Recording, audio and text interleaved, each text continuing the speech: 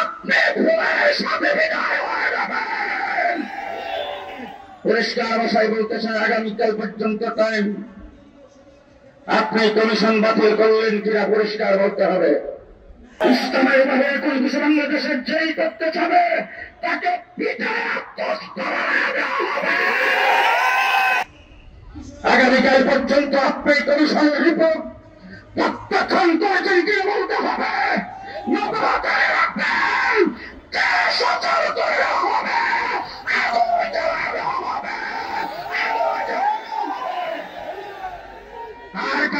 তার কারণ একটি, সেই কারণ হলো আমরা ইসলাম নিয়ে দেশে বেঁচে থাকতে চাই।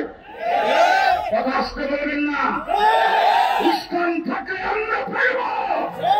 ইসলাম বিরোধী কোনো কিছু বাংলাদেশে বাস্তবায়ন হবে, আমরা থাকতে হবে না।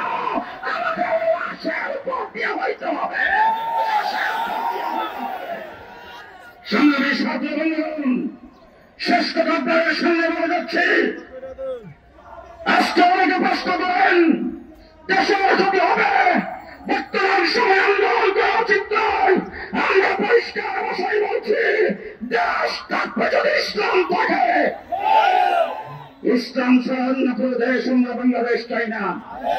সুতরাং বাংলাদেশের সংবিধান হবে ইসলাম ভিত্তিক, বাংলাদেশের নারীদের সংস্কার হবে ইসলাম ভিত্তিক, বাংলাদেশের বিচার বিভাগের সংস্কার হবে ইসলাম ভিত্তিক, বাংলাদেশের শিক্ষা কমিশন হবে ইসলাম ভিত্তিক। ইসলামের বাইরে কোন কিছু বাংলাদেশের যেই করতে চাবে তাকে পিটায়